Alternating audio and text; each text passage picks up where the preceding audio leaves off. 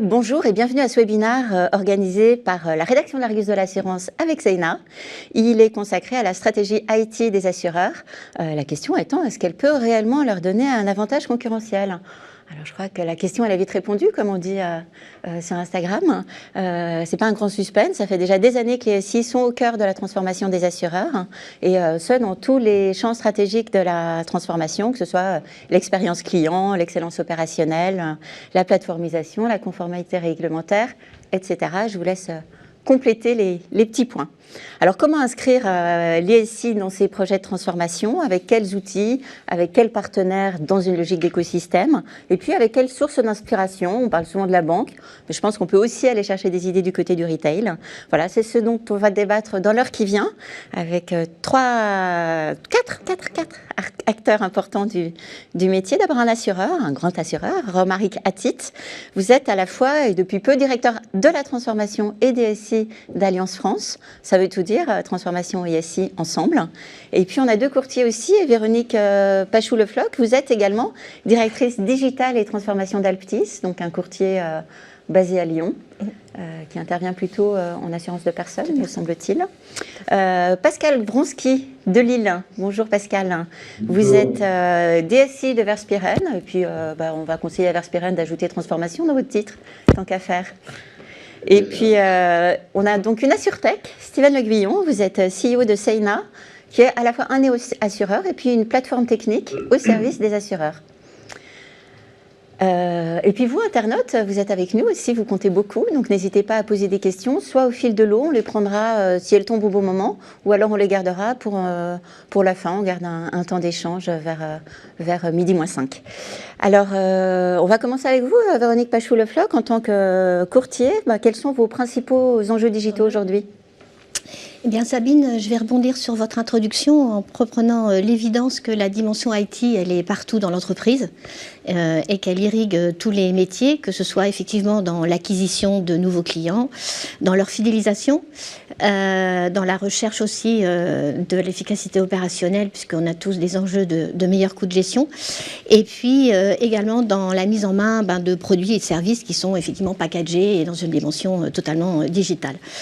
Je pense que la stratégie SI ou digitale, puisque je pense qu'on peut mixer les deux mots, elle doit s'inscrire dans un plan de transformation. Un plan de transformation global à l'entreprise et un plan de transformation qui, sans vouloir faire de mauvais jeu de mots, qui se transforme aussi lui régulièrement. C'est-à-dire, je crois beaucoup dans les itérations et pas rester immobile sur un plan à 5 ans. De toute façon, aujourd'hui, je pense que c'est totalement irréaliste et que justement, un de nos enjeux, au-delà de ce plan de transformation et son pilotage, c'est de trouver la bonne combinaison entre tout ce qui relève du court terme, quand on doit répondre à des appels d'offres, quand on doit faire répondre au marché quand ça bouge, et puis le moyen terme.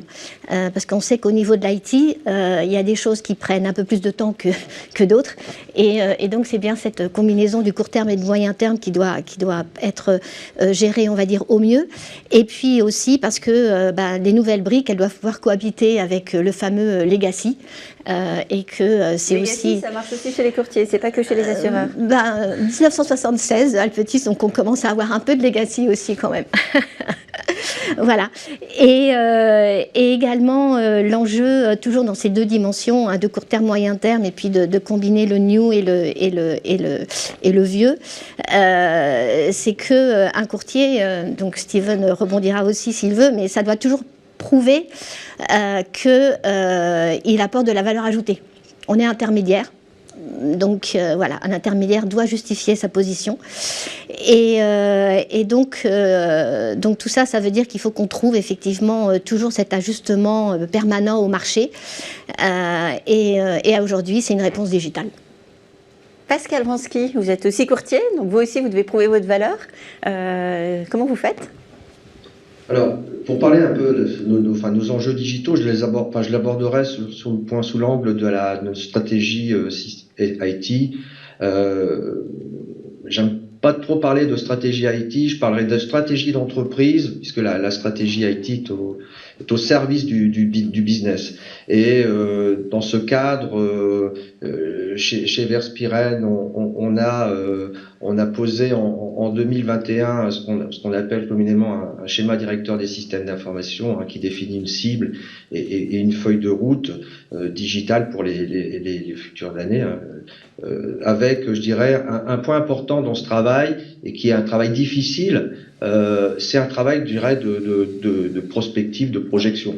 Je dis souvent en interne, construire ou reconstruire un système d'information pour faire un peu mieux que ce que peut faire le système d'information d'aujourd'hui, ça n'a pas beaucoup d'intérêt, si ce n'est que sur des intérêts peut-être opérationnels. C'est surtout imaginer ce que sera le business de demain, et donc de prendre un coup d'avance sur sur la concurrence, avec aussi l'arrivée, enfin qui est déjà plus que l'arrivée des AssureTech, donc Sénat qui est sur le plateau donc pour nous en parler. Donc on est aussi concurrencé par rapport à tout ça.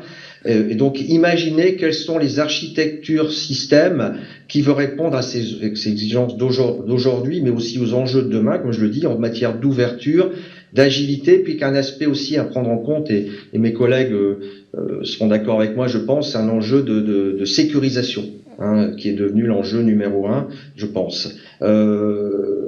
Pour ce faire, donc, on a, nous, comme je vous disais, travaillé sur ce schéma directeur, en embarquant l'ensemble des directions, en commençant bien sûr par la direction générale, et l'actionnaire, ça va de soi, pour justement avoir cette vision globale, cohérente, dans une logique aussi de co-responsabilisation et d'engagement réciproque.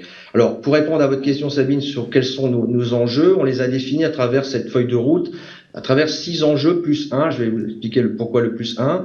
Les 6 enjeux, c'est déjà mettre un enjeu autour de la data au cœur de nos décisions et au service du business. C'est un point numéro 1. Disposer aussi d'une vision unique et centralisée de nos clients, donc une vision à 360. Ça, c'est un deuxième axe stratégique. Un troisième axe qui est mettre à disposition de nos clients. Alors nous, on a des clients essentiellement B2B, mais on a aussi des clients en B2C, notamment tout ce qui touche tout ce qui touche à la santé. Donc mettre à disposition de nos clients des points d'entrée, un point d'entrée unique pour nos services en ligne. On a notre enjeu qui est développer l'interopérabilité pour mieux connecter notre système, bien sûr, au système de nos clients, mais aussi de nos partenaires. Un 5e enjeu qui est l'enjeu de développer ce qu'on va appeler des services digitaux dans le cadre d'une plateforme qui nous permettront donc de mettre à disposition ces services pour gagner en efficacité et en modularité, d'une part. Et enfin, bien sûr, quand on parle de système d'information, on revient toujours sur aussi un sujet qui concerne on parlait de legacy tout à l'heure, on parlait du legacy, ce que j'appellerais moi les back-office. Donc on a aussi un travail à faire chez nous de remise à plat de nos back-office. Et enfin, le 7e enjeu, mais que j'ai mis de manière transversale, qui est l'enjeu de sécurisation. Voilà. Et pour terminer mon propos par rapport à votre question, tout ça ne peut marcher qu'à partir du moment où on a embarqué tout le monde avec donc des principes de gouvernance qui sont à mettre, je dirais, dès le départ en jeu, si je puis dire, en embarquant tout le monde, je l'ai déjà dit, mais aussi en anticipant un certain nombre d'évolutions, et donc en embarquant les différentes directions et les collaborateurs. Et pour ce faire, on a un gros travail qui est en cours sur la communication, avec la mise en place ce qu'on appelle un document fondateur qui sert à toutes les directions et à communiquer sur ce projet de transformation. C'est bien, vous avez cité à peu près tous les mots-clés des enjeux qu'on va détailler au cours de ce webinaire. Romaric Attit, alors on a entendu déjà 2 fois le mot legacy. Le mot legacy, c'est quand même un problème chez les assureurs. C'est pas un secret, il y a quand même une forme de dette technique chez les gros assureurs. Comment vous faites pour surmonter ce problème chez Allianz ? Alors c'est vrai que le sujet de la dette technique fait partie des enjeux en fait du système d'information et de transformation du système d'information. Je rejoins d'ailleurs ce qui a été dit juste avant sur le fait que la stratégie SI, elle est complètement intégrée à la stratégie d'entreprise, à tel point qu'on a transformé notre gouvernance en interne pour que les métiers soient partie prenante complètement du pilotage du système d'information, avec la DSI, avec l'architecture, avec les équipes digitales également, pour pouvoir poser de façon récurrente, continue, les évolutions du système d'information. Donc on a une stratégie SI qui évolue au même rythme que la stratégie de l'entreprise, qui est intégrée à la stratégie de l'entreprise, avec des revues annuelles et des projections à 3 ans systématiquement. En termes d'enjeux majeurs... Vous avez un projet structurant en ce moment. On a un sujet qui est le sujet numéro 1. Alors moi aussi j'ai 7 enjeux, c'est pas les mêmes tout à fait, donc ce sera intéressant de partager. Le premier, c'est effectivement cette logique de plateformisation, qui finalement est un enjeu mondial pour le groupe Allianz. La France prend toute sa part, qui est un enjeu de transformation fondamentale du système d'information autour d'une plateforme construite à l'échelle mondiale et disponible dans tous les pays. Donc ça, c'est la première chose qui nous permet de rénover de fond en comble notre système d'information sur toutes ces couches, les couches d'infrastructure et aussi les couches applicatives. Donc ce sera une plateforme multimétier, multi-pays. Tout à fait. Tout à fait, mais qui existe déjà puisqu'elle est déjà en œuvre, elle est déjà en train d'être déployée en France et dans d'autres pays également, donc c'est déjà une réalité.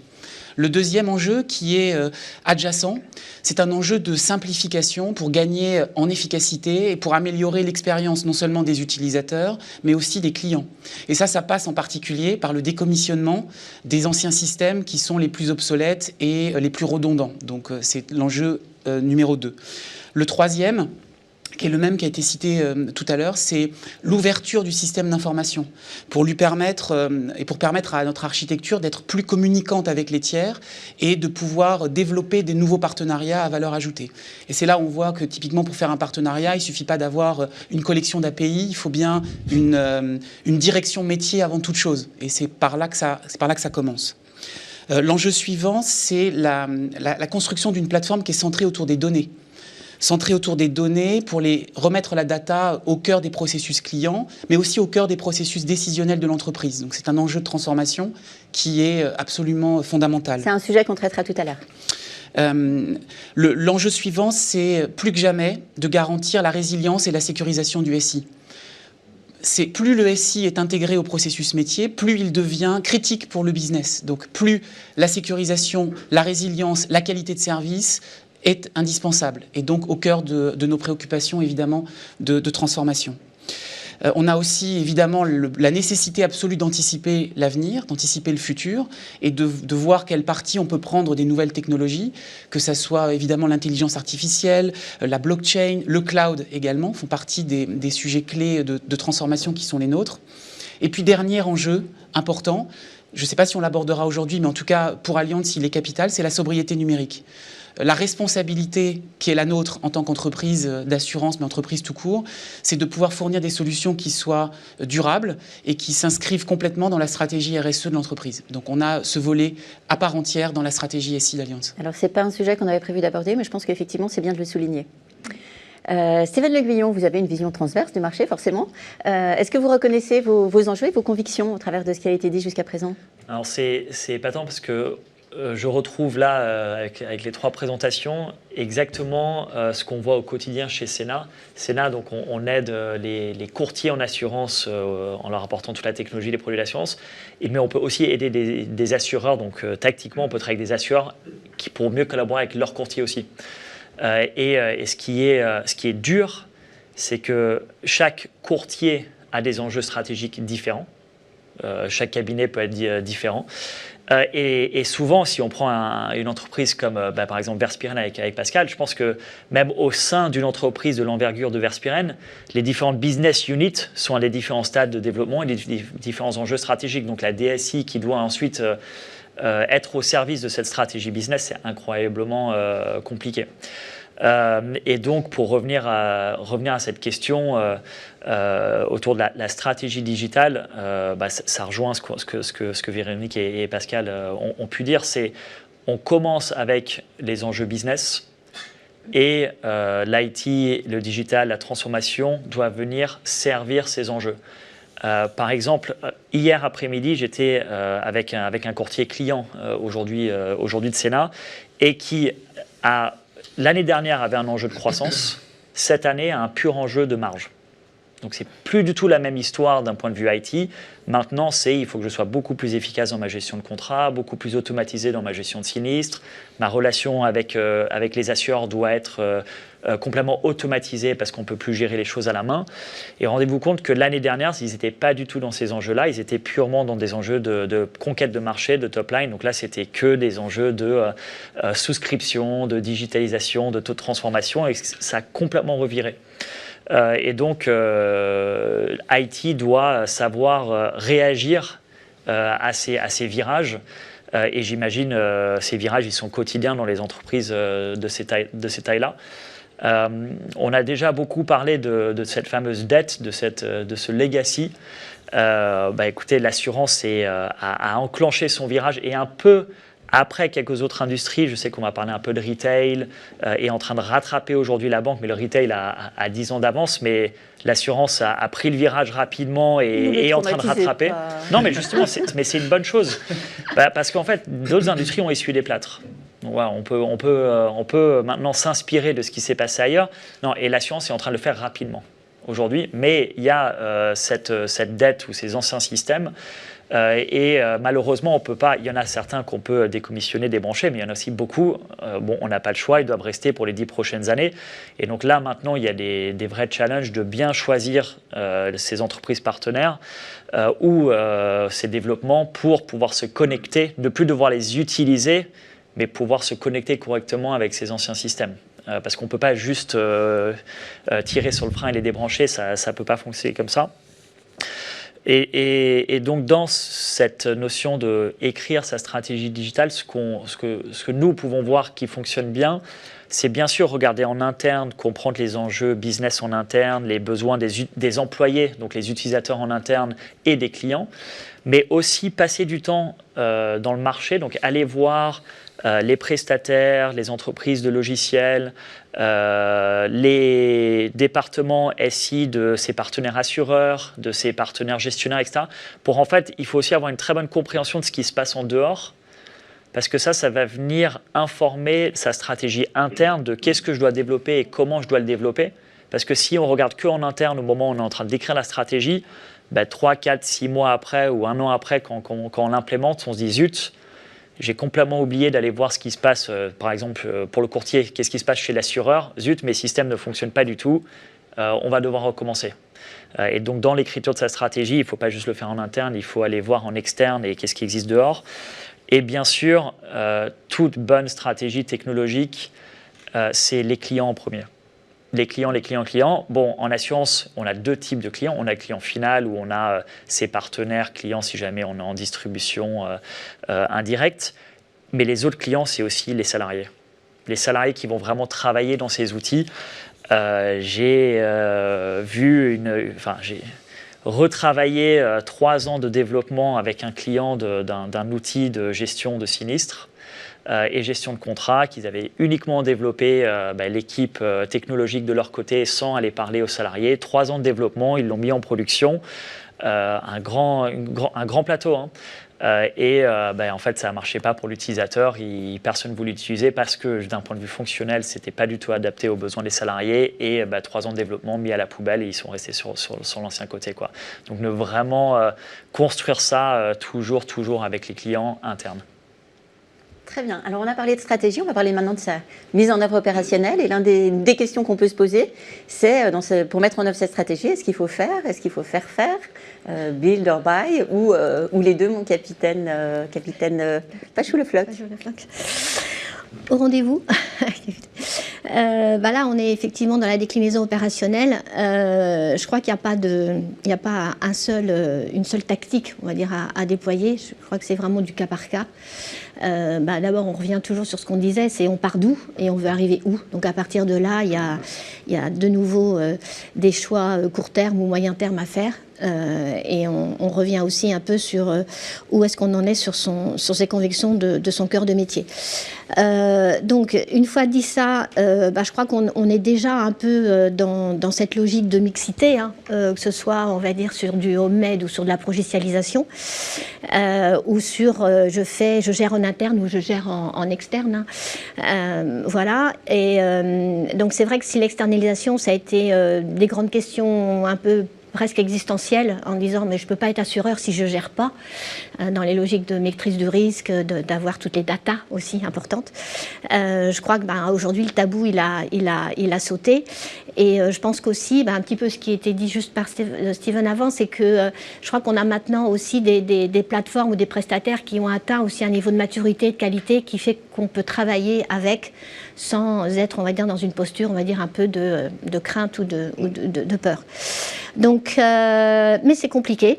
C'est compliqué parce que c'est un vrai changement en fait, surtout de passer du développement interne à de la progestialisation par exemple, et ça demande des compétences, on va dire quand même un petit peu différentes, et notamment moi c'est ce que j'appelle, il faut savoir acheter, contractualiser et piloter. Et ça, c'est vraiment différent. Donc chez Alpetis, on a ce mix. On a ce mix de solutions fait maison, cœur de métier, courtier extranet. Hein.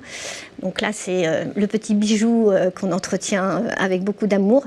Et puis, à contrario, le back-office, on a été choisi du progiciel. Donc voilà.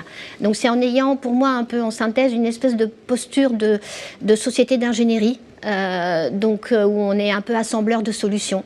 Et je reviens toujours sur mon court terme, moyen terme, voilà, où on essaye de faire cet assemblage au mieux. Et avec amour, j'ai bien noté. Voilà, exactement.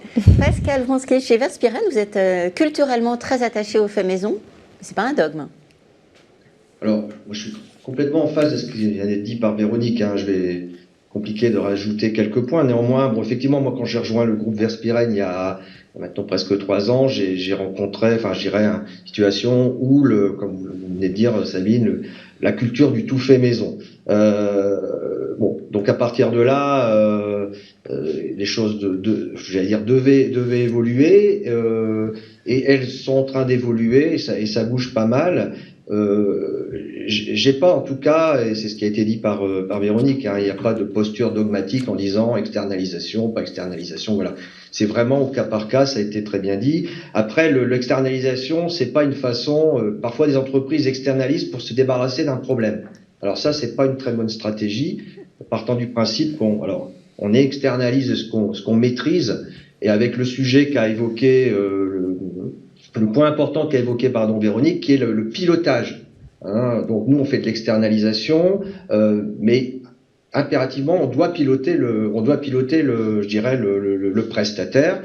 Alors, cette externalisation chez Verspiren, comment elle s'est traduite ? Elle se traduit, je dirais, sur 2 niveaux essentiellement, d'aller chercher de ce qu'on pourrait aller, de bénéficier du meilleur. D'aller chercher, par exemple, une compétence pointue sur un domaine bien pointu, par exemple en sécurité, hein, sur lequel on n'aurait pas forcément les moyens de se payer en interne ou en permanence. D'aller chercher à l'extérieur donc des compétences sur des bonnes pratiques en gestion de projet, etc., etc. Et un autre point qui a été également abordé, et nous dans le cadre de cette feuille de route, c'est le sujet de la progicialisation. On a défini dans le cadre de cette feuille de route une architecture où en gros on dit les back-office que j'évoquais tout à l'heure sont des back-office qui peuvent s'appuyer à partir du moment où il y a des solutions du marché qui existent, et elles existent, sur la base de solutions progicielles. Pourquoi réinventer la roue ? Et je dirais, au-delà de même de réinventer la roue, si je puis dire, ce sont de véritables accélérateurs de business. D'accord ? Et enfin, un autre axe, c'est bien entendu d'externaliser pour décupler nos forces de travail, et aller beaucoup plus vite dans le cadre d'un projet, par exemple.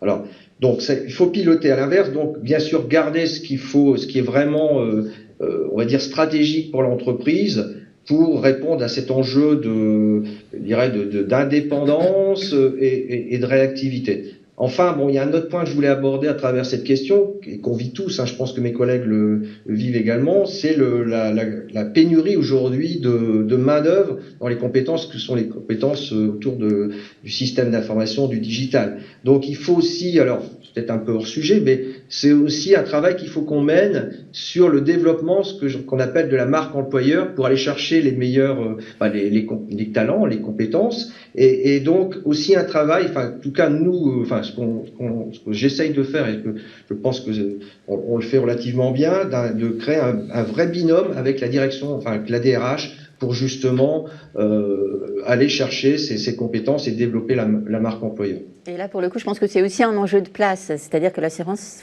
faut dire que c'est intéressant.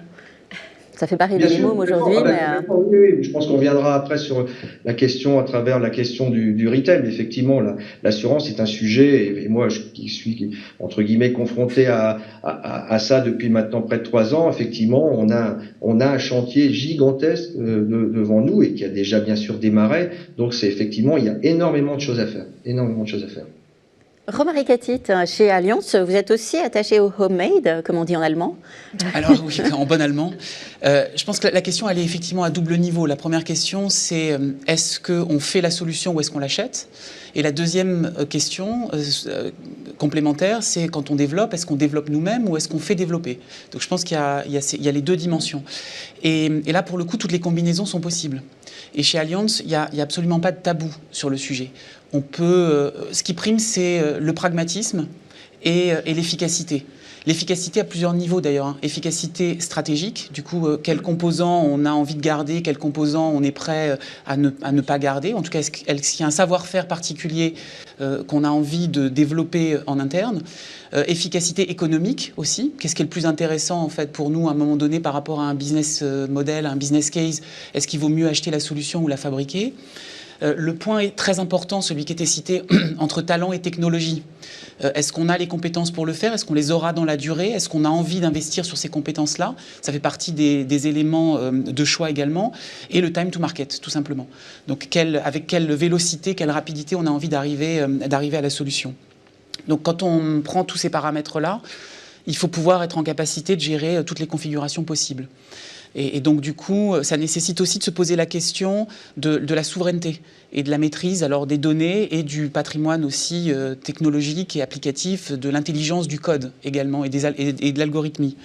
Donc, on a pour ça aussi une filiale Allianz Technologies qui regroupe au niveau mondial l'ensemble des forces de développement et opérations du SI qui nous permet d'opérationnaliser ces choix et du coup d'avoir à la fois des capacités de pilotage, c'est ce qu'on disait tout à l'heure, pour avoir des grands partenaires ou pour piloter des solutions, acheter des solutions sur le marché. Ça ne nécessite pas les mêmes compétences que d'avoir des équipes de développement et de les maintenir à niveau dans le temps.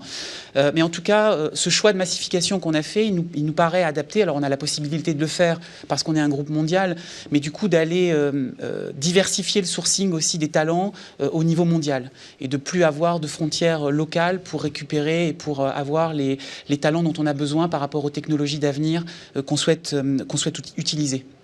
Donc on a, voilà, comme je vous le disais, tous les modèles possibles. Avec en plus, par-dessus le make, buy, etc., en y réfléchissant, aussi des interrogations sur les plateformes low-code, no-code, qui du coup sont aussi, me semble-t-il, intéressantes, qui sont ni du buy, ni du make à proprement parler, mais c'est pour le coup vraiment du fait maison. Exactement, mais c'est voilà, un peu de fait maison, mais qui permet aussi de s'appuyer par rapport aux problèmes de talent qu'on évoquait tout à l'heure, sur ce que moi j'aime bien appeler des business technologistes. C'est tous ces gens qui passent leur temps dans l'entreprise à faire des macro Excel et à travailler sur des bases Access et qui pour moi sont une ressource vive aussi au service de la technologie et de l'évolution du système d'information de l'entreprise. On est passé d'un univers où le shadow IT c'était mal, il ne faut pas de shadow IT du tout, mais en même temps la centralisation au sein de la DSI, pour moi c'est pas non plus le modèle satisfaisant, complètement satisfaisant. Donc du coup de pouvoir s'appuyer sur ce réseau de business technologies, ça me paraît important et intéressant, et en leur mettant en plus à disposition des plateformes adaptées qui permettent de garder un cadre. J'aime bien l'expression en bon anglais « free in a frame ». Voilà, donc on est libre, mais dans un cadre. Et un peu green en plus. Et en plus un peu green, absolument. Alors, à travers de ces 3 exemples, on voit bien que la stratégie Build or Buy, c'est aussi une déclinaison des objectifs business. Ouais, mais en écoutant, tout le monde a mentionné Time to Market, mais je pense que c'est un sujet qui est un peu sous-estimé. C'est un des nombreux sujets, mais Sabine, vous parliez tout à l'heure d'AssureTech. Historiquement, Cena, c'est une AssureTech. Historiquement, nous sommes une AssureTech. Un néo-assureur. Le groupement des AssureTech, c'est encore une petite part du marché de l'assurance. C'est infime. Par contre, quand on regarde d'autres secteurs et on voit la vitesse de déploiement, la vitesse de croissance des nouveaux acteurs par rapport aux acteurs traditionnels, on voit que sur 10 ans, un marché peut complètement shifter. Et donc là, plutôt qu'être un threat, un problème, ça peut être un réveil et une opportunité pour les acteurs traditionnels. Et donc, mais pour que ce soit une opportunité, il faut que cette notion de time to market, ou plutôt rapidité de changement, rapidité d'adaptation, remonte. Ça, c'est mon opinion personnelle, mais avec une vue plutôt plateforme dans ce marché, ce qui nous permet de voir beaucoup de différents acteurs, à la fois des néos. Cena travaille avec des néo-courtiers et des courtiers qui ont un siècle d'existence. Et donc, on est capable de voir ce que certains font, ce que d'autres font. Et il y a de l'opportunité pour tout le monde, mais il y a une opportunité pour les acteurs traditionnels s'ils saisissent la situation et s'ils saisissent les bons choix d'un point de vue technologique pour réellement accélérer leur time to market. Et je pense que c'est devenu essentiel aujourd'hui. Pourquoi ? C'est parce que les attentes du client final évoluent incroyablement vite. Le nombre de distributeurs qui se mettent à vendre de l'assurance, tous les mois, on a une nouvelle annonce d'une entreprise qui ne faisait pas d'assurance avant, maintenant le fait. Donc la distribution en assurance est en train de changer très rapidement. Et donc avec un churn annuel de l'assuré final de 5%, on ajoute ça sur 10 ans et on voit que le marché peut avoir tourné 10 ans, ça passe très, très rapidement. Et donc dans ce choix de buy ou build, d'externalisation ou pas, il doit y avoir au centre de cette décision la rapidité. Et pas la rapidité juste du premier projet, mais la rapidité de l'itération. Parce que ce qu'il faut aussi prendre en compte en technologie, c'est que la première version n'est jamais la bonne. Et donc si on sort la première version au bout de 2 ans, et pour sortir la version 1.1 ajustée selon les retours, ça prend encore 6 mois ou 2 ans, en fait, on est déjà obsolète. On ne l'était pas il y a 10-15 ans, mais aujourd'hui, en 2 ans, 3 ans, nos systèmes, côté client et même côté interne pour nos membres d'équipe, sont devenus complètement obsolètes, malheureusement.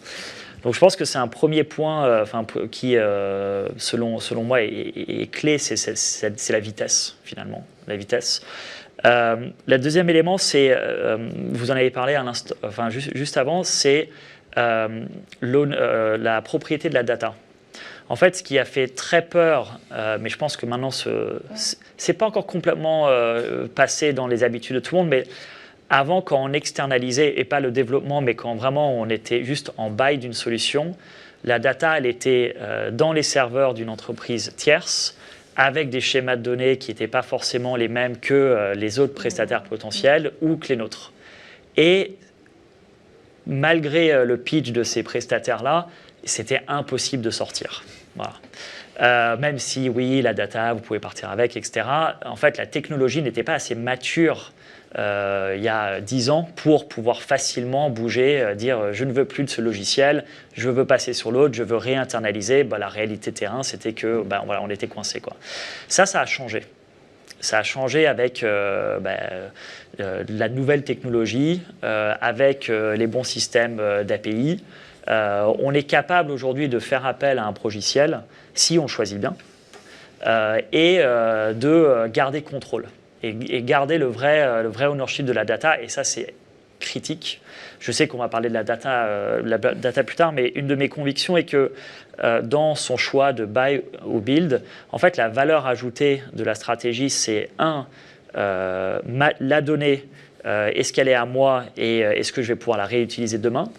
Et la vraie valeur ajoutée, c'est comment j'utilise ce progiciel. Et en fait, c'est la configuration. Si on prend des entreprises comme Salesforce en retail, Salesforce est utilisé partout. Tous les différents retailers concurrents les uns par rapport aux autres utilisent Salesforce ou un autre Salesforce. Mais donc, on pourrait se dire, ils proposent tous la même chose à leurs clients. Non, c'est pas vrai. C'est la configuration, et vous parliez tout à l'heure du low-code, du no-code, ou même la configuration d'un CRM. C'est ça qui crée l'immense valeur ajoutée. Et donc, il faut en interne dans nos sociétés, dans vos sociétés, justement le talent qui est capable de concevoir et qui est capable de configurer pour être différent de ses concurrents. Ça, c'est la nouvelle valeur ajoutée qu'il faut avoir dans son entreprise versus l'ancienne valeur ajoutée qui était de développer les lignes de code pour juste l'outil métier. C'est comment je l'utilise et la data, dans ma tête, les deux valeurs ajoutées sur lesquelles il faut être très attaché. Eh bien, la data, on en parle maintenant. Et la data, dans tout ça, elle est où dans votre stratégie ? Alors moi, je suis une convaincue de la data. Donc, je ne peux que dire que la data, elle a une place centrale dans la stratégie business et donc dans le SI d'Alpetis. Donc, ça fait plusieurs années au-delà du fait qu'on doit des données aux assureurs qui portent le risque de nos produits, donc on s'est organisé autour du parcours de la donnée. Donc, dans un objectif effectivement de collecter. Déjà, on commence par le début. Donc, naturellement, de savoir la stocker, mais également savoir la qualifier. On parle de catalogue de données. La diffuser, c'est toute la partie décisionnelle et BI. Et on essaye, là, on commence à essayer de faire de la data, de la servicialisation. Donc, de faire en sorte que la data, effectivement, soit en capacité d'apporter une vraie valeur ajoutée au métier. Et on revient aussi, quand même, toujours à nos clients ou à nos courtiers.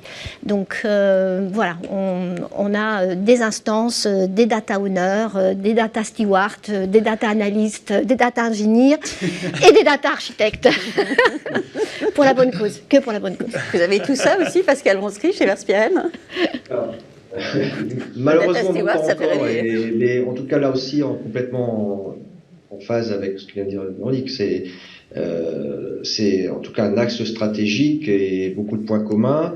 En tant que courtier, on est donc avant tout, et on est une société de services. On ne vend pas, on ne produit pas de biens physiques. On est dans l'industrie, j'étais DSI dans l'industrie, vous avez des usines, vous avez des lignes de production. Dans le retail, j'étais DSI dans le retail, vous avez des magasins, des sites e-commerce. Chez nous, je dirais le seul asset, je puis dire, enfin l'asset principal, c'est le système d'information et la data, justement. Ça a été abordé, l'ownership, la notion d'ownership de la data, c'est fondamental, effectivement. Le sujet de la gouvernance de la donnée est un sujet fondamental. Alors moi, j'ai la particularité d'avoir dans ma direction, on m'a raccroché dans ma direction l'actuariat. Je dis la particularité parce que je ne suis pas actuaire de formation, mais justement pour en faire vraiment un axe de développement autour de la data. Et d'ailleurs, c'est un point que j'ai abordé tout à l'heure dans les 6 axes de notre feuille de route. La data en fait partie. Donc, alors après, il y a un autre élément qu'il faut aussi prendre en compte, tout le monde le sait autour de la table, c'est le fait qu'on est dans un monde, et moi je le découvre, c'est très réglementé. Très très réglementé, de plus en plus réglementé. Donc il faut bien sûr en tenir compte. Donc en tout cas dans ce cadre-là, effectivement la data est un enjeu important. Comment il peut imaginer, ça va parler Véronique, comment à travers la data qu'on a à disposition proposer à nos assurés en santé des options de contrat qui leur permet de réduire le reste à charge dans le cadre par exemple d'une activité de flotte automobile en IRD, de mieux gérer les budgets par rapport au seuil de franchise, ou enclencher des seuils des campagnes de prévention qu'on peut pousser à nos clients justement en tenant compte de la sinistralité. Voilà. Donc bien entendu la data c'est un sujet fondamental. On n'est pas encore au niveau qu'évoque Véronique. On n'est pas encore Verspiren une entreprise, ce qu'on appelle data-driven. J'espère qu'on y arrivera, mais il y a un gros travail. Après, c'est un travail de sensibilisation. Ouais. C'est des gros investissements. Ce sont des gros investissements, tout à fait. Et vous, chez Allianz, vous êtes data-driven ? Alors, oui, on est data-driven. En tout cas, c'est un des axes de notre stratégie, et pas que de la stratégie du système d'information d'ailleurs, cette orientation data. Alors, le sujet est devenu très à la mode, en fait, ces dernières années. Pour autant, dans l'assurance, alors en particulier dans l'actuariat, les données, elles sont utilisées depuis longtemps. Mais je pense que l'utilisation dans la relation client et dans l'amélioration de l'expérience client, c'est là où c'est plus nouveau et où finalement on a beaucoup de progrès à faire aussi d'ailleurs. Hein. Donc le sujet d'optimiser les relations opérationnelles avec les clients, qu'elles soient commerciales, avant-vente, après-vente, et puis aussi d'aller irriguer toute l'entreprise, tous les processus de l'entreprise, de la valeur ajoutée qui peut être apportée par les données qu'on manipule déjà et qu'on manipulait déjà. Le problème, c'est que tout ça s'est fait de façon un peu anarchique dans le temps. Donc, on a stocké des informations à l'intérieur, à l'extérieur, avec des technologies différentes. Il a fallu réconcilier tout ça à un moment donné. Donc, on pâtit un peu de cet historique et de cette construction organique et foisonnement en fait des années du passé, j'ai envie de dire. Donc, oui, chez Allianz, on a mis en place il y a quelque temps une gouvernance des données dont j'ai la responsabilité depuis la création. Un peu avec la pression du réglementaire, hein, quand même, et des autorités de tutelle derrière. Et effectivement, on a tout déployé, data owner, data steward, data analyst, enfin tout ce qu'on veut, data, etc. Donc on essaye de mettre sous contrôle, en fait, toute cette vision data pour vraiment, l'objectif, c'est d'améliorer la qualité des données, parce qu'elles ne sont pas toutes de bonne qualité, mais pour pouvoir améliorer, il faut déjà mesurer en fait cette qualité et qu'est-ce qu'on entend par qualité de données. Il faut qu'on s'entende aussi sur la terminologie. Tout le sujet des dictionnaires est extrêmement important. Et puis, il faut développer les nouveaux usages.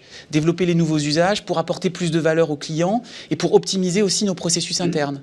Et ça, c'est un ensemble de choses, oui, qui est au cœur pour moi de notre stratégie, à la fois enjeu métier et enjeu du système d'information, à la fois en termes de maîtrise, en termes de sécurisation, en termes de qualité, je l'ai dit, et puis sur toutes les plateformes et les technologies qui servent à développer les nouveaux usages. Alors je comprends mieux pourquoi, Steven Levillon, vous me disiez que quand on a préparé cette table ronde, que vous aviez le sentiment que la data n'était pas de très bonne qualité dans l'assurance, ce qui est un peu contre-intuitif parce qu'on se dit qu'il y a beaucoup de données. En fait, le mot anarchie est correct. Quand je suis rentré dans l'industrie, en fait, j'ai halluciné.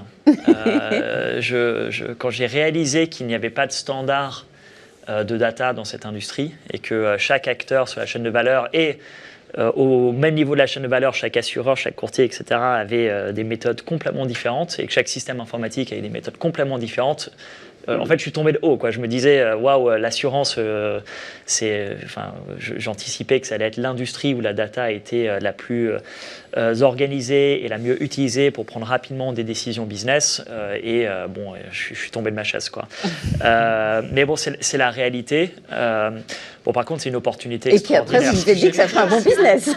Voilà. Après l'entrepreneuriat prend le dessus et on se dit, tiens, ça peut être pas mal.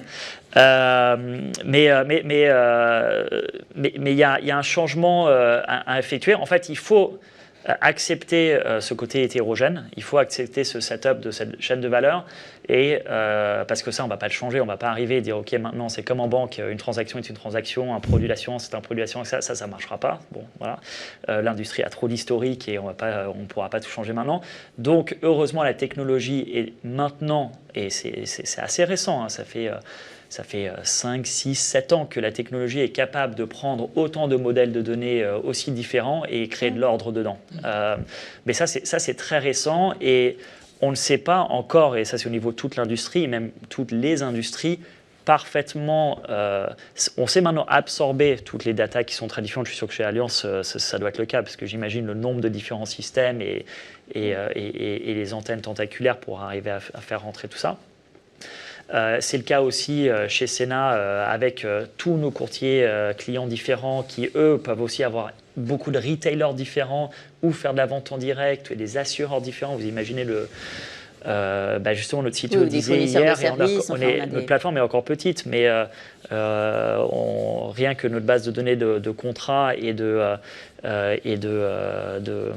calcul de l'acquisition des primes, il me disait qu'on était à 8 milliards de lignes aujourd'hui, alors qu'on a 2 ans et demi d'existence, quoi. Donc je me dis, bon, si on continue, ça va vraiment continuer à monter. Mais ça n'est pas un problème si on l'absorbe correctement. Donc ça, c'est la bonne opportunité. Par contre, ce que je trouve encore très difficile, et je dirais qu'on n'a pas la solution, voilà, faut qu'on continue à travailler, c'est le rendre ça actionnable. Oui. Aujourd'hui, la data en assurance est bien utilisée par l'actuariat, Pascal en parlait. Par contre, la capacité de prendre de la nouvelle data, de nouvelles sources et de rapidement l'intégrer pour prendre des décisions au niveau des produits d'assurance, ça, ce n'est pas encore le cas. On est encore assez lent en termes de... il y a une nouvelle source de données. J'en sais rien, moi, les sources de données de voitures connectées, bon, ça, on est déjà pas mal, mais ou d'autres. Quelque chose de nouveau, une nouvelle source de données, de rapidement, et quand je parle rapidement, c'est quelques mois. Aujourd'hui, on n'est pas du tout là. On est à quelques années en se disant, bon, ben, on va regarder ce que ça donne. On va déjà l'importer initialement manuellement. Pour prendre les décisions, je parle d'un point de vue produit d'assurance, quoi. Et bon, ça va évoluer, j'espère, et on sait que ça va évoluer. Et là où c'est une belle opportunité pour l'industrie, c'est d'apporter beaucoup plus d'agilité dans les produits d'assurance. Donc là, on n'est pas en train de parler de la partie gestion, on est vraiment en train de parler du prix auquel on vend les produits et les garanties qui sont en face. Où aujourd'hui, l'industrie est sur des cycles, on va dire, assez longs d'innovation au niveau des produits d'assurance.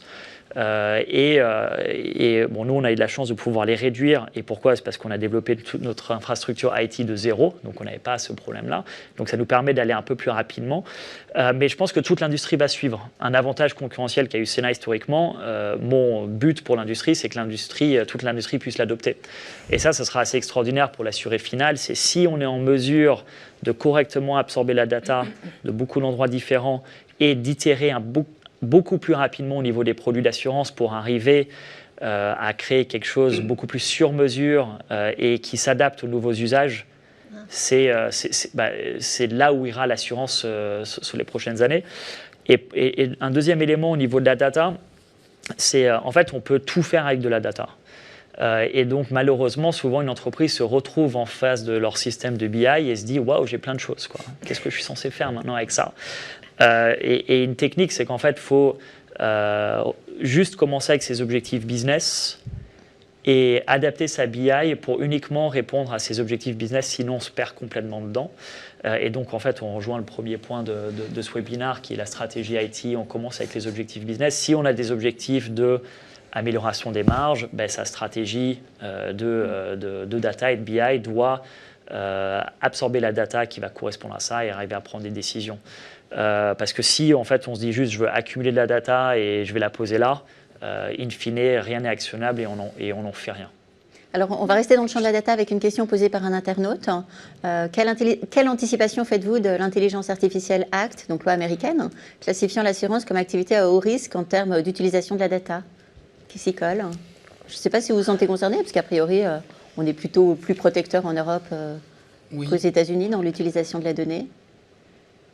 Je vous sens perplexe par rapport à cette question. Alors, au niveau... Il va falloir réfléchir vite parce qu'on est en retard. Voilà, au niveau... on va s'y coller tous ensemble. Tout ensemble. D'accord. Mais donc, la notion de haut risque, on peut l'avoir au niveau de la sécurisation. Ce qu'on veut dire par ça, c'est vrai qu'on a en assurance de la data sur tous les particuliers, toutes les entreprises, énormément de détails sur les personnes.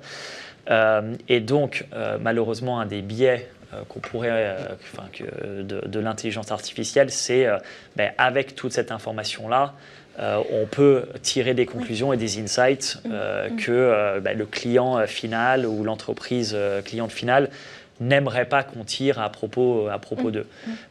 Et donc là, c'est une notion de sécurisation. C'est une notion des décisions et d'éthique qu'on prend à partir de la data.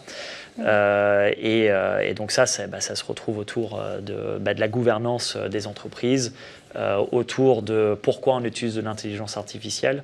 Est-ce que c'est dans un but de vendre plus ou dans un but de mieux servir le client final? Et bien sûr, il faut que ce soit le deuxième objectif et pas juste trouver les bonnes tactiques pour vendre plus et générer uniquement plus de marge sur le dos des clients. Ils s'en est bien sortis. Oui, bravo. On peut applaudir. Alors, nouveau sujet. Pendant longtemps, les assureurs ont été complexés. On nourrit de grands complexes à l'endroit des banquiers qui faisaient tout mieux qu'eux. c'est bon, maintenant vous les avez rattrapés. Le gros complexe, c'est le retail, puisque les nouveaux standards d'expérience client sont maintenant définis par les Amazon, mais aussi les Uber ou les Netflix en termes d'expérience client, de facilité, de souscrire résilier. Alors on peut dire qu'effectivement, les retailers, vous disiez 10 ans d'avance, allez, on va dire 5 ans, on ne pas. Sur les assureurs, Pascal Wronski, avant de rejoindre Verspiren, vous avez été DSI d'une enseigne des Galaxy Mullier, puisque vous êtes dans le Nord. Qu'est-ce que vous en avez retenu et qu'est-ce qui peut vous inspirer aujourd'hui? Alors, comme on est en retard, je vais être synthétique parce que je pourrais en parler des heures. Non, parce que blague à part, mon expérience acquise dans le retail, quand CIO d'une enseigne de l'AFM, me sert beaucoup aujourd'hui, en rejoignant notamment le groupe Verspiren et en me rendant compte aussi que il y a beaucoup de similitudes en fait avec le retail, puisqu'on est avant tout des commerçants qui offront à nos clients en B2B, B2C des offres de services, des produits donc sur mesure. Donc à partir de là, il y a vraiment une similitude assez étroite avec le retail. Alors 5, 10 ans, 15 ans, moi je dirais plutôt, on va pas faire ici le concours, mais moi je pense que le retail a une dizaine d'années d'avance sur le secteur de l'assurance. Mais si on revient sur un point qui a été abordé tout à l'heure, c'est qu'aujourd'hui les choses bougent beaucoup et déjà depuis quelques années dans le secteur de l'assurance, et les courtiers sont en train de bouger beaucoup. Donc voilà, et c'est en ça qu'il y a beaucoup de choses à faire. Il y a une autre notion qui est, ce que je retiens aussi, c'est la notion du temps qui est différente dans le retail et dans notre industrie. Dans le retail, les choses vont très très très vite, d'accord ? Dans notre industrie, le temps est un peu plus long, un peu plus dilué. Voilà, je pense que ça parlera à mes collègues. Alors, il faut modérer aussi en fonction de la cible client, en fonction si vous êtes en B2B, B2C, mais néanmoins, c'est un élément à prendre en compte. Après, il y a un autre élément à prendre en compte, c'est l'évolution de nos modes de consommation. On a tous en tête, qu'on le veuille ou pas, je dirais Amazon, la référence, si je puis dire entre guillemets Amazon. Même dans le retail, des entreprises qui sont pas au niveau d'Amazon disparaissent. Et donc, quelque part aujourd'hui, qu'on le veuille ou non, aujourd'hui, nos clients, encore une fois, que ce soit des clients B2B et qui plus est des clients B2C, on ce modèle-là en tête. Donc, comment on peut imaginer souscrire à partir de son smartphone une assurance? Alors, ça existe déjà, bien entendu. Suivre mon dossier, déclarer un sinistre, etc. Les usages évoluent, l'immédiateté, la simplification dans les parcours clients, aller vers une notion aussi de satisfaction du client, ce qu'on peut appeler en marketing le once and done, c'est-à-dire comment je fais tout de suite bien, ça c'est un élément à prendre en compte. La simplicité, donc je l'ai dit, du parcours client. Donc au sein de Verspiren et au sein de ma direction, donc j'ai mis en place un pôle qui s'appelle innovation digitale et expérience client. C'est un pôle qui intervient systématiquement dans tous les projets avec les directions métiers en amont de leur définition de leur feuille de route digitale, et justement en embarquant ce qui a été abordé tout à l'heure, au tout début de notre réunion, enfin du webinaire par Steven, je crois, c'est qu'on va appeler la symétrie des attentions entre l'expérience client et aussi l'expérience collaborateur. Aujourd'hui, pour terminer sur ce point, le client aujourd'hui, les standards digitaux, c'est le retail. Encore une fois, donc il faut le prendre en compte.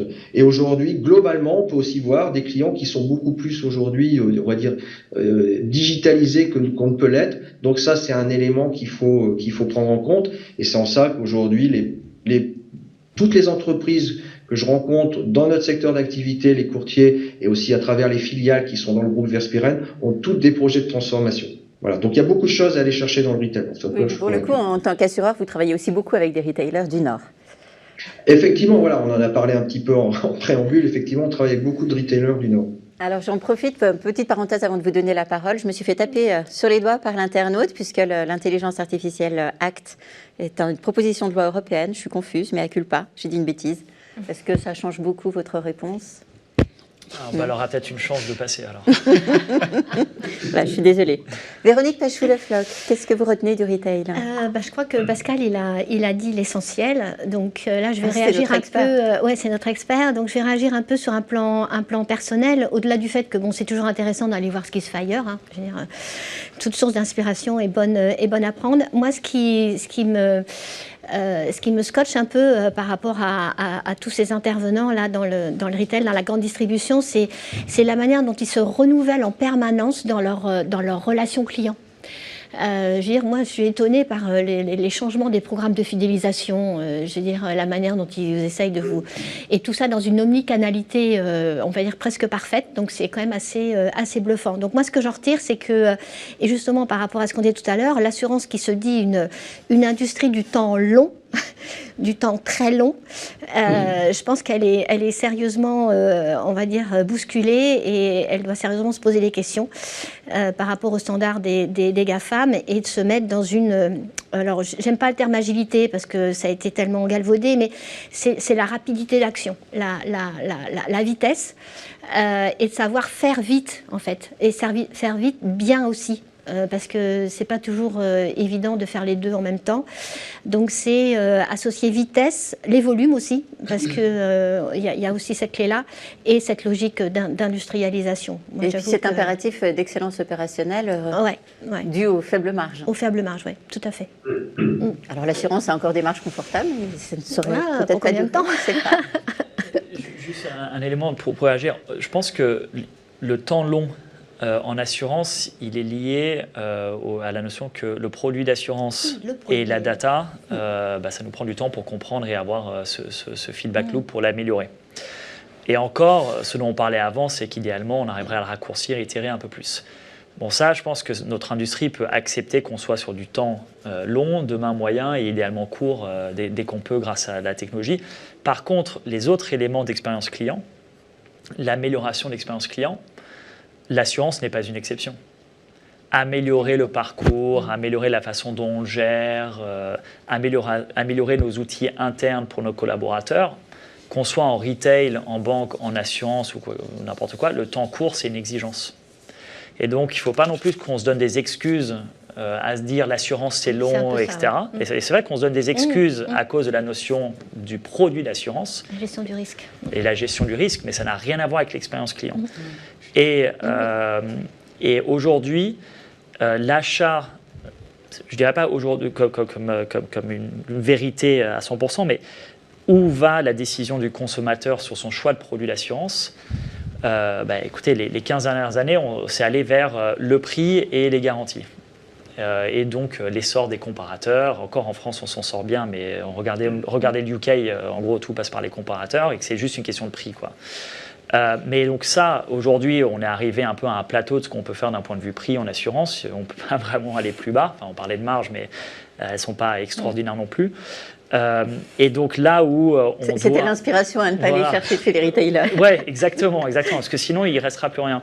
Mais là où la différenciation se fait, et où le consommateur est aujourd'hui prêt à payer plus cher son produit d'assurance à condition que son expérience est bonne, c'est ça le futur de cette industrie. C'est là-dessus qu'il faut aller se battre. Et c'est là-dessus, par contre, où le temps long si on est sur les temps longs, on perd. Exactement comme en retail. Donc il y a des choses qu'on contrôle. Précisément pour vous, Romaric Atit, l'inspiration à aller chercher, c'est l'obsession de la satisfaction client. Alors, c'est exactement ça, parce que je pense que l'une des forces des retailers, la première force, c'est leur obsession du client, de la satisfaction du client et de l'expérience du client. Parce que finalement, c'est ça, dans le retail, on le comprend aisément, on parlait de marge, etc. Parce que c'est ça qui est gage de récurrence aussi dans la relation avec le client. Donc je pense qu'on a largement en fait, à s'inspirer de ça, parce qu'on a beau, dans toutes nos stratégies, dire qu'on est orienté client, on est quand même encore un peu orienté produit en fait. Hein. Et donc les fonctions reines dans l'assurance, c'est quand même partent du produit. Donc cette révolution copernicienne, on ne l'a pas encore complètement faite. Et c'est là où je trouve que les retailers ont un coup d'avance et sont forcément une source d'inspiration pour nous. Le deuxième élément qui me paraît important, c'est aussi leur recherche permanente d'efficacité.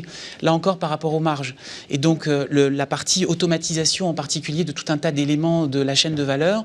Là aussi, je pense qu'on a encore à progresser, même s'il y a déjà beaucoup de choses qui ont été faites. On a eu des RPA, on cherche à automatiser le plus possible la déclaration pour l'indemnisation, la déclaration de sinistre, pour que vraiment cette expérience, qui est un moment de vérité pour le client, soit la meilleure possible en termes d'expérience. Et là encore, pour moi, cette logique de fluidité dans la relation avec le client, d'omnicanalité aussi, parce qu'on ne sera jamais Amazon. Et je suis convaincu pour le coup que l'assurance a encore besoin de réseaux physiques, pas uniquement, mais en combinaison avec des réseaux digitaux, parce que on voit que tous les modèles vraiment pure player 100%, ils sont limités. Ils peuvent exister, mais de mon point de vue, ils sont limités. Et donc, nos réseaux, en tout cas physiques, chez Allianz, on a la conviction qu'ils ont encore un bel avenir devant eux pour accompagner l'acte d'achat. L'assurance, c'est pas tout à fait un produit comme les autres, un produit de consommation comme les autres. Et donc, il y a souvent besoin, notamment en France, parce que c'est vrai qu'il y a d'autres marchés, au UK, aux Pays-Bas, où il y a une commoditisation beaucoup plus forte sur des assurances IARD en auto ou en habitation. En tout cas, en France, on voit plus encore de l'avenir dans le conseil aux clients. Néanmoins, cette expérience, elle doit être complète. On doit passer d'ailleurs de la user experience à la customer experience pour intégrer toutes ces dimensions, y compris dans la dimension physique. Ça veut dire, et ce sera notre conclusion, parce qu'il nous reste 30 secondes, que les assureurs sont des entreprises numériques comme les autres presque aujourd'hui. Toute entreprise aujourd'hui doit être une entreprise numérique. Toute industrie, et l'assurance est bien sûr pas une exception. Ouais. Excellente conclusion. Je vous remercie beaucoup de votre intervention. Merci Pascal Wronski à Lille. Et merci de votre attention et très bonne journée à tous. Bonne journée. Bonne journée. Au revoir. Au revoir. Au revoir.